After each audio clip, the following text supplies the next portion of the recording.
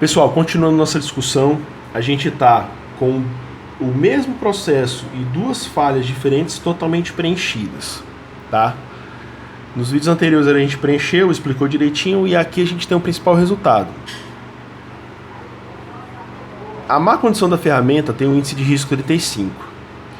A falha no procedimento de martelamento, de pregar o prego na tábua, tem um índice 50.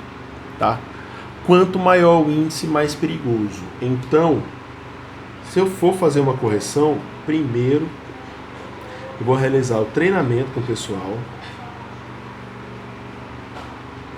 E segundo, eu vou checar, né, e substituir as ferramentas velhas.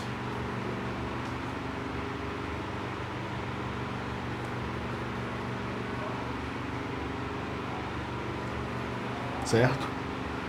Não aleatoriamente, o correto, quando você fala de treinamento, é ter um treinamento inicial antes que o colaborador entre em qualquer trabalho, tá? Você tem o que a gente chama de ambientação, né? Ou treinamento prévio. Tá? Na construção civil se usa muito isso aí para colocar em prática o PCMAT. Na área industrial você tem as ambientações que vão explicar inclusive um pouco mais, um treinamento um pouco mais rebuscado, porque vai falar os riscos particulares daquele processo, enfim.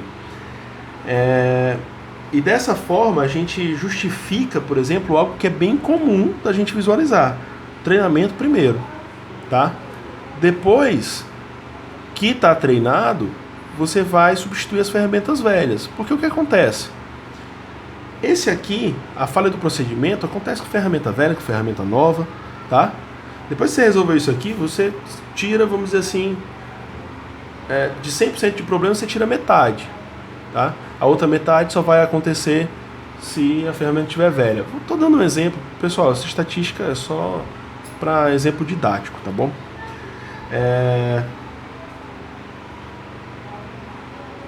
Discutido isso aqui, gente, a gente vai fazer um vídeo final dando um exemplo para desenvolvimento de produto, tá bom? Espero que vocês tenham entendido, tá? Toda essa discussão, ela tá nos artigos que estão disponíveis na internet. Então eu tenho a Brazilian Journal of Product Engineering, que é uma revista da Federal do Espírito Santo, onde a gente tem as publicações. A gente tem a Brazilian Journal of Operations and Production Management, que é a revista... as duas são revistas da ABEPRO, tá? Então a gente já tem uma farta literatura aí nos últimos 4 anos falando sobre isso aqui, tá bom? Pessoal, vou encerrar por aqui. Qualquer dúvida, vocês podem me procurar e a gente tira as dúvidas principais, certo? Antes da gente terminar, antes que eu esqueça. Tá vendo isso aqui? Tá? Quando a gente está falando do artigo, o principal resultado do artigo, além do preenchimento do FIMEA, é a priorização de risco, tá? Então eu estou com o artigo aberto aqui, eu vou mostrar para vocês. Vou andar aqui para baixo. Aqui a gente tem a análise que foi feita em loco, tá? Com os riscos, vocês vão ler aí direitinho no artigo. Eu sempre tenho um parágrafozinho ou dois discutindo quais são as inadequações, principalmente frente às normas de segurança do trabalho. E a gente tem a aplicação do FIMEA. Lembra que eu falei que o FIMEA fica bem maior? Ó, eu tenho aqui 2 FIMEAs, cada um com 6 ou 7 linhas cada um, tá? Porque lembra, esse artigo está falando de fossa e de telhado, tá? E aqui é o principal ponto, tá? Plano de ações corretivas com sugestões para correções dos modos de falha com suas prioridades de acordo com o RPN, ou índice de risco, tá?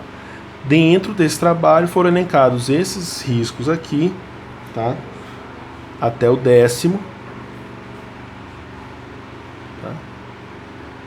E foram priorizados de acordo com o índice de risco. Então, esse é o principal resultado do artigo, tá?